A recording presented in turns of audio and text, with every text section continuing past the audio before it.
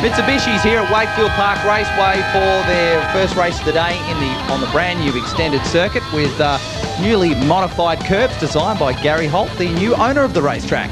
Well, very much so, but the man on pole position, Dean Evans from Fast Fours magazine, a great result, about 4/1000th of a second to Warren Luff in the Penrith Mitsubishi car. Incredibly close. Now have a look at this. Nesbitt has got to start from pit lane. There's been a bit of a problem. He's actually arrived late at the circuit, so they're starting him from there. But Gary Holt, as you mentioned before, the man who's sort of involved with the circuit down here, has done a great job in third place. And beside him, the man from Multiplex is Gary Young in that lovely number 4 car. Yeah, excellent stuff from Holt there. He's one of the guest drivers along with Nick Bates, the third and youngest brother of the Bates rally family. But what a great start from Evans down the inside to beat Warren Luff through the first turn. Now this is the first time Warren Luff has been out-qualified in the dry. A great effort from Dean Evans, but these two are also team cars, Luffy, so a bit of extra rivalry there. Well, very much so. They're both involved and they're sponsored by Momo Auto Tech, and it's a little bit like they've been pushing the envelope very hard, but we call him Mean Dean Evans. He's out in front, incredibly determined, came down here and was seen playing with tyre pressures just before the car went out. That's the secret with these cars. They're all on controlled Yokohama tyres, and you've got to get the tyre pressures right. Now, the man on screen in the green car we just saw flash through, Janis Derhams. We see him racing in other categories like the DVE Challenge, but have a look at this. Kaboom! Warren Luff gives the love tap. Now, I don't know what happened then, but Evans, whether he sort of just missed the gear, I'm not sure. But these guys, they call each other teammates, but I'll tell you what, they must be racing for Sheep Station. On board now with Francois Joy as they come down to the new modified last corner here at Wakefield, and down the inside of Alan Shepherd he goes. Just in front of him is Nick Bates, so I talked about him earlier on. He's in a guest drive, and another guest driver here today is the CAM CEO, Peter Hansen, who hasn't raced in about 15 years, having a steer today. Well, that's right, being the boss of CAMS, which is the Confederation of Australian Motorsport. No one will want to go near him. If they lean on his car, I think they'll pull the licence or something like that, but he's having an absolute ball. A very accomplished driver, but speaking of accomplished, have a look at this. Two teammates, Dean Evans and Warren Luff, absolutely head-to-head. Evans is pitching the car in, Warren using the track and some, as these two absolutely blitz the track. I cannot believe how hard these two guys are running. Up to 150 kilometres an hour at this part of the circuit. Hard on the brakes, back down through the gears as we go on board with Warren Luff. Right on the tail of Dean Evans. Oh, a bit of an opening here up the inside, but it's not going to set him up for the next right-hander. Well, that's right, being a right-hand corner, you can see these cars fighting through the steering wheel. Got incredibly tight suspension, all built by Rally Art in Japan. Warren feints to the inside, he pulls back, he won't fall for that trick. Dean Evans hard on the brakes in the Fast Fours and Momo car, bouncing off the ripple strips, using a bit of the road. Now here we've got the onboard replay from the start. You can see there the first to second gear change at around about 8,200 RPM, all rev limited, up into third gear. The two vehicles side by side, Luff on the outside, Evans on the inside. There's no room for Warren Luff, and you can see there that Evans has squeezed him out. Yeah, I can see Warren's fairly casual with the gear changes. I understand there was a bit of a point where a lot of the gearboxes were getting worn out because the gear shifting was too aggressive. Is that correct? Well, very much so. You've got to be kind with the mechanicals, and a lot of guys do what we call the Houdini gear change. They rip it through. And speaking of the Houdini approach, look at this. Holty, Gary Holt coming through, the owner of this particular circuit, and Gary Young in the number 4 multiplex car. Now these guys here, both being orange cars, I suppose, Nathan, if they rub paint, it's not going to worry them too much. Oh, look at the slide from Evans as he takes it through the top turn. A big catch there, and you're right, you wouldn't be able to tell where the marks have come from. They're both similarly coloured cars, but Holt doing a great job in third place at the moment to hold out Gary Young. Young's carrying one of our onboard cameras as well today, and he's looking back on the Maxi Steel 66 of Janis Derhams, who also races in the Kumo Challenge. Look at Young.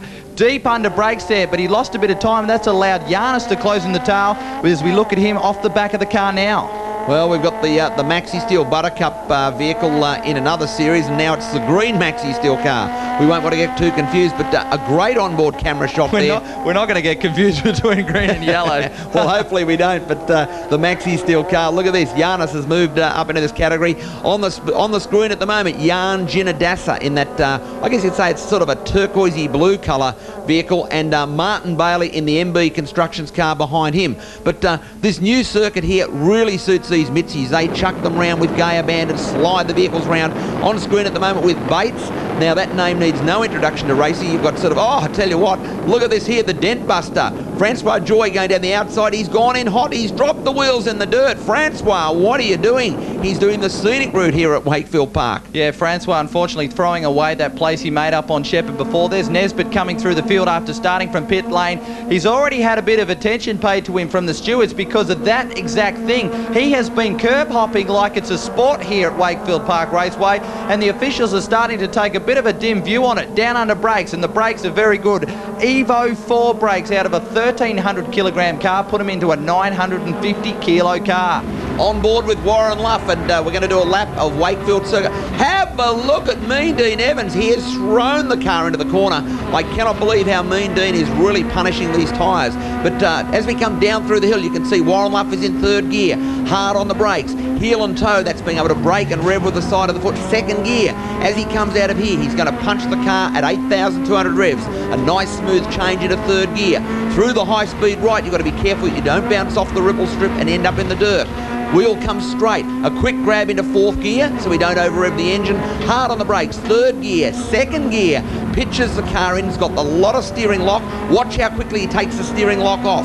That's to get the wheel straight, up into third gear again at 8,200 RPM. A quick pluck into fourth gear, and it's absolutely flat through this high-speed corner. A quick wave to the people in the pits there, acknowledging the job of the pit crew.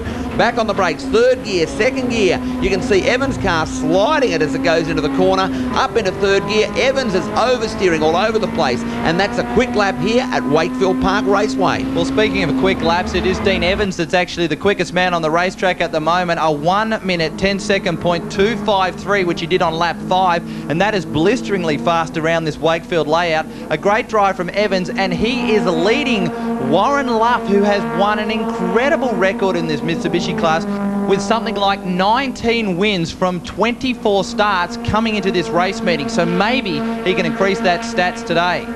Well, I guess you could say he's got the headlights on now. He's a very determined young racer. Oh. Speaking of determined, that's what I mentioned. He really drives the vehicle what we call 10 tenths for 10 tenths of the time. Yeah, well, Gary Holt still with his freight train back to Young, then Derhams. That's a great drive from Derhams. It just shows that he's a very competitive steerer. He stepped into these Mitsubishis. This is his debut race for the Logical Mirage Series, and he's doing a great job. Oh, no, Evans is out. Our race leader is off the racetrack with some problems. That is bad luck. Something like 2 laps left on the board, I think, and our race leader has gone out and handed the lead to Warren Luff. Well, they say Murphy's Law, sometimes a $2 part, whatever, we're not sure, but definitely the Fast Fours and Team Momo car is out of the race, which is going to leave it, I guess you say, very much to Warren now to carry the flag. The number 50 car taking speed off the roads, which is an initiative taken into schools to educate young people. The only place where speeding is acceptable is naturally on the racetrack. And the man that's speeding at the moment, the Maxi Steel man, the man with the steel boot, he puts the foot right into it. Now have a look at this. You get a bird's eye view, Speed Week viewers, of Giannis Derhams in full flight. He's having a look up the inside. There's going to be a bit of contact. Oh, look at this.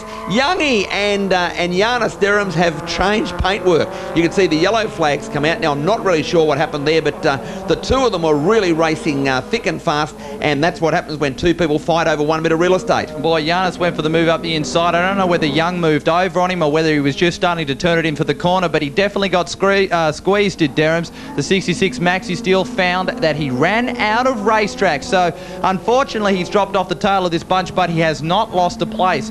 Warren Luff out in front. Luffy, if he wins this race, he wins another championship.